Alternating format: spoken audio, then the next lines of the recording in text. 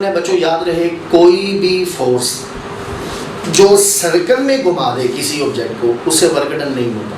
बड़ा बेसिक कायदा है। जो फोर्स किसी बॉडी को सर्कल में घुमाएगी, क्योंकि सर्कल में जब कोई चीज़ घूमती है ना तो डिस्प्लेसमेंट टेंजेंट के लॉन्ग होता है, वो फोर्स सेंटर की तरफ होती है। तो एंगल यानी अगर यहाँ पर हम देखें ना, ये अगर कोई चीज़ सर्कल में घूम रही है तो सर्कल में घुमाने के लिए जो फोर्स लगेगी वो सेंट्रीपिटल होगी, उसकी डायरेक्शन सेंटर की तरफ है, डिस्प्लेसमेंट टेंजेंट के लॉन्ग होगा। तो इन दोनों में एंगल 90 डिग्री है, कोस 90 0 के बराबर हो। तो आप सादा सा रूल बना लें, दो चीज़ें होती हैं।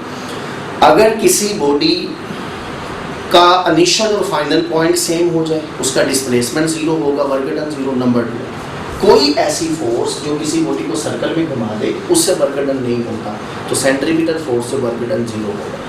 ठीक। 22 क्वेश्चन है बच्चों, मेमोरी बेस्ड क्वेश्चन है। 1 horse power is equal to 746 watt. पुराना यूनिट है पावर का HP, तो 1 HP किसके बराबर होता है? 746 वाट के बराबर। क्वेश्चन नंबर 23 है, उसने हमें इनिशियल वेलोसिटी भी दी है, फाइनल भी दी है। हमसे कहा है वर्क डन निकालो, मैस भी दी है। तो work energy principle, work done is equal to half work done is equal to change in kinetic energy. तो चेंज इन काइनेटिक एनर्जी को हम ऐसे लिख सकते हैं, half mv square minus bs। बच्चों मैस कितना दिया है? 1000 उसने। फाइनल वेलोसिटी 30 है, माइनस इनिशियल वेलोसिटी 20 है। इसको सोल्व करेंगे आप तो ये आपके पास आंसर 500 मल्टीप्लाई 500, ये 25 मल्टीप्लाई 10 रेस की पावर 4 जूल इसका आंसर निकल आएगा। ठीक है बच्चों। Question number 24। अच्छा, क्वेश्चन 24 एक सिंपल क्वेश्चन है। आप इसको देख सकते हैं कि नीचे 4 ऑप्शंस हैं, इनमें से कौन सा जो एक्सप्रेशन है वो वर्क का नहीं है। तो आप ऑप्शन डी देखें, बाकी तीनों वर्क के फार्मूले हैं किसी न किसी तरह से। ये डी वाला जो है ये वर्क का फार्मूला नहीं है, ऑप्शन डी। अच्छा, क्वेश्चन नंबर 25 है बच्चों, इसमें हमें देखें ज़रा, मैस भी दिया हुआ है, जी हमें पता है 10 है, हाइट भी दी है, टाइम भी दी है।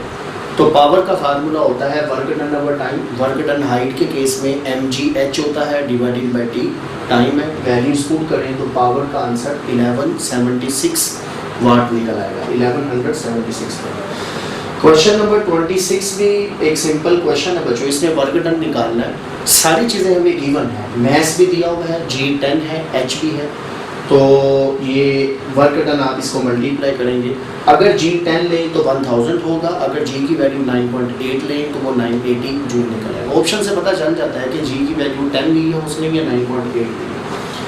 क्वेश्चन नंबर 27 है बच्चों। 27 क्वेश्चन में देखें, सिर्फ उसने पावर का फार्मूला पूछा है। कांस्टेंट फोर्स लग रही है जिससे बॉडी v वेलोसिटी से जा रहा है, तो power is equal to f * v। Question 28 है जी बच्चों, work done is equal to fd into cos theta. आप जानते हैं कि वर्क डन का सबसे बुनियादी और बेसिक फार्मूला यही है। इसमें फोर्स भी गिवन है, डिस्प्लेसमेंट भी गिवन है, एंगल थीटा भी गिवन है। आप इसको सोल्व करेंगे, मल्टीप्लाई करेंगे तो आंसर 100 जूल निकल आएगा। ठीक जी बच्चों। उसके बाद देखिए क्वेश्चन नंबर 29 है, उसने कहा कि अगर फर्ज करें कि काइनेटिक एनर्जी को y एक्सिस मिले हैं, डिस्प्लेसमेंट को x एक्सिस मिले हैं, तो आपने इस ग्राफ की स्लोप बतानी है। Then the slope of graph is proportional to. जी बच्चों, y एक्सिस में काइनेटिक एनर्जी है और x एक्सिस में डिस्प्लेसमेंट है। जी बच्चों, स्लोप किसके बराबर होती है? आप जानते हैं कि स्लोप हम यूनिट नंबर 2 के अंदर मोशन एंड फोर्स में भी हम बड़ी डिटेल में पढ़ चुके हैं। स्लोप किसी भी ग्राफ की y और x के बराबर होती है। टेंजेंट थीटा, परपेंडिकुलर और बेस y और x। y पर रकम है काइनेटिक एनर्जी। काइनेटिक एनर्जी को हम ऐसे लिख सकते हैं, काइनेटिक एनर्जी को हम लिख सकते हैं, काइनेटिक एनर्जी ये चलिए काइनेटिक एनर्जी डिवाइडेड बाय ये डिस्प्लेसमेंट। बच्चों, kinetic energy divided bye displacement, kinetic energy किसके बराबर होती है? काइनेटिक एनर्जी बराबर है हाफ mv² डिवाइडेड बाय ये नीचे डिस्प्लेसमेंट निकला है। ठीक है, तो काइनेटिक एनर्जी, या आप इसको यूं भी देख सकते हैं, हमने पढ़ा है कि फोर्स वर्क एनर्जी प्रिंसिपल के मुताबिक, वर्क एनर्जी प्रिंसिपल में बच्चों हमने क्या पढ़ा था कि force into displacement is equal to kinetic energy होता है। तो काइनेटिक एनर्जी में डिस्प्लेसमेंट ये फोर्स के बराबर आ जाएगा। ऐसे देखिए, ये भी पीछे हमने स्लोपिंग डिस्टेंस का भी हमने कॉन्सेप्ट लिया था। तो kinetic energy divided bye D, F ऊपर ले जाए डी नीचे ले, तो ये बेसिकली फोर्स के बराबर होता है। हाँ जी, फोर्स किसके बराबर होती है तो हम लिख सकते हैं ये स्लोप हमारे पास निकली है, फोर्स होती है मैस इनटू एक्सेलरेशन। ठीक है बच्चों, तो अब इसमें अगर ऑप्शन देखें तो ये स्लोप किसके प्रोपोर्शनल आ रही है, तो आंसर है एक्सेलरेशन के प्रोपोर्शनल आ रही है। हाँ मैस के भी है लेकिन ऑप्शन में मैस नहीं है, एक्सेलरेशन है, तो हम ये ऑप्शन ठीक करेंगे, ये डी एक्सेलरेशन। तो slope is proportional to acceleration. Question 30 है बच्चों, अगर कोई बॉडी ऊपर से नीचे की तरफ आता है तो याद रखें ग्रेविटेशनल एक्सेलरेशन पॉजिटिव होता है। जमीन की तरफ बॉडी आएगा तो प्लस होगा, जमीन के अगेंस्ट जाएगा तो माइनस है, तो वर्क डन पॉजिटिव गिना जाएगा, डाउनवर्ड डायरेक्शन। हाँ क्वेश्चन नंबर 31 है, अगर हम एम मैस के बॉडी को एच हाइट तक मूव करवाते हैं एक इनक्लाइंड प्लेन में जिसकी लेंथ एल है। बच्चों याद रखना हाइट के केस में वर्क डन पोटेंशियल एनर्जी के बराबर है mgh, और इसमें डिस्टेंस नहीं आता, इसमें एंगल थीटा नहीं आता। तो जितनी हाइट है इनक्लाइंड प्लेन की वो मैटर करेगी, उसकी लेंथ कितनी है उसका एंगल कितना है ये मैटर नहीं करेगा। तो work done is equal to mgh। Question 32, आप जानते हैं कि सर्कुलर मोशन में वर्क डन नहीं होता, सेंट्रीपिटल फोर्स से वर्क डन नहीं होता। अच्छा अब अक्सर बच्चे परेशान रहते हैं कि सर सर्कुलर मोशन, इस सवाल में तो उसने पूरा सर्कल नहीं कहा, इस सवाल में तो उसने कहा हाफ सर्कल, सेमी सर्कल। बच्चों याद रखना हाफ सर्कल भी बेसिकली सर्कुलर मोशन ही है, सर्कुलर सर्कल का एक पार्ट भी सर्कल ही कहलाता है। जैसे ये सर्कल है ना, इस सर्कल का इतना हिस्सा ये कर्व है, ये भी सर्कल ही कहलाएगा। इस केस में भी अगर मैं आपसे पूछूं कितना वर्क डन है ए से लेकर बी तक, तो आंसर है 0, क्योंकि बॉडी को यहाँ से यहाँ तक चलाने के लिए, कर्व में भी चलाने के लिए सेंट्रीपिटल फोर्स तो चाहिए जो उसे थोड़ा सा कर्व देगी, घुमाएगी, उसकी डायरेक्शन चेंज करेगी। तो सेंट्रीपिटल फोर्स की वजह से वर्क डन कभी नहीं होगा, चाहे वो पूरा सर्कल बने, हाफ सर्कल बने, क्वार्टर सर्कल बने। क्वार्टर सर्कल हाफ सर्कल भी सर्कल ही होते हैं। क्वेश्चन नंबर 33 है बच्चों, 33 ये भी मेमोरी बेस्ड क्वेश्चन है। आप जानते हैं कि जब भी कोई बॉडी मूव करता है तो उसमें एक स्टील बॉल है, उसका टेम्परेचर इंक्रीज हुआ है, कहता है इसकी रीज़न बताएं। तो जाहिर बात है ये रेजिस्टेंस है, फ्रिक्शन है, जिसकी वजह से एनर्जी में लॉस होता है, तो ये ऑप्शन डेल्टा बनेगी, आप इसको देख सकते हैं। क्वेश्चन नंबर 34 फिर से बच्चों ये स्टॉपिंग डिस्टेंस क्या है, उसने कहा स्कूटर और साइकिल, बड़ा इंपॉर्टेंट कॉन्सेप्ट है स्टॉपिंग डिस्टेंस। स्टॉपिंग डिस्टेंस हमेशा वर्क एनर्जी प्रिंसिपल से निकलता है, D is equal to kinetic energy divided by R। तो बच्चों अगर स्कूटर और कार साइकिल दोनों की काइनेटिक एनर्जी सेम है, दोनों पर फोर्स सेम लगेगी, तो उनका स्टॉपिंग डिस्टेंस भी सेम रहेगा। दोनों ही चीज़ें सेम है तो स्टॉपिंग डिस्टेंस सेम रहेगा। क्वेश्चन नंबर 35 है, क्वेश्चन नंबर 35 बच्चों pendulum back and fourth move कर रहा है, वाइब्रेट कर रहा है, तो उसमें टोटल एनर्जी सेम रहेगी, कभी पोटेंशियल कभी काइनेटिक, लेकिन उसकी टोटल वैल्यू सेम रहेगी, कंजर्व रहेगी अल्फा। क्वेश्चन 36 है जी बच्चों, उसने पावर दी है 1 किलो वाट, हाइट भी दी है 10 जी, हमें पता है मैस पर सेकंड निकालना।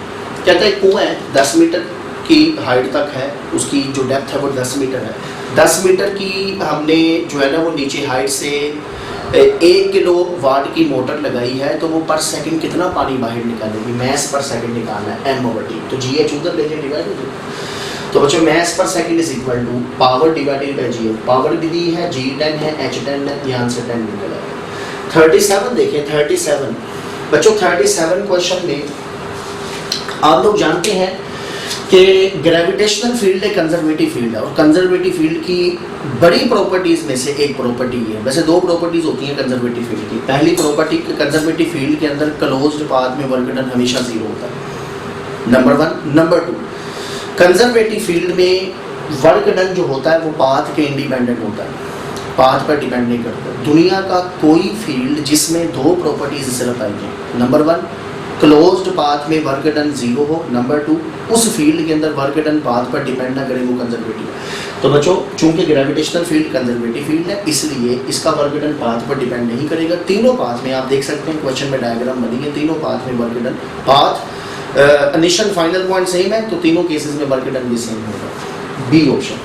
क्वेश्चन नंबर 38 है बच्चों, आपने निकालना है 38 क्वेश्चन में बच्चों हमने बताना है ग्रेविटेशनल पोटेंशियल 12 चैप्टर के अंदर कूलम्स लॉ वाले में, उसमें हमने इलेक्ट्रिक पोटेंशियल पढ़ा। सिमिलर जैसे इलेक्ट्रिक पोटेंशियल किसके बराबर होता है, तो इलेक्ट्रिक पोटेंशियल होता था potential energy per unit charge, आपको याद होगा वर्क डन पर unit charge, potential energy per unit charge, potential energy को यू से रिप्रेजेंट करते हैं। ये तो इलेक्ट्रिक पोटेंशियल है। ग्रेविटेशनल पोटेंशियल क्या होता है? तो जाहिर बात है ग्रेविटेशनल पोटेंशियल होगा gravitational potential energy per unit मास, इसमें चार्ज नहीं होता मास में। तो पोटेंशियल एनर्जी का फार्मूला क्या होता है? mgh, लेकिन जमीन की सरफेस पर हाइट r होती है, जमीन का रेडियस, तो इसलिए h की जगह r आएगा। तो बच्चों यहाँ से m नीचे ले आए। ये जो है ना potential energy per unit mass is equal to gr, this is known as, ये है आपके पास ग्रेविटेशनल पोटेंशियल, ग्रेविटेशनल पोटेंशियल।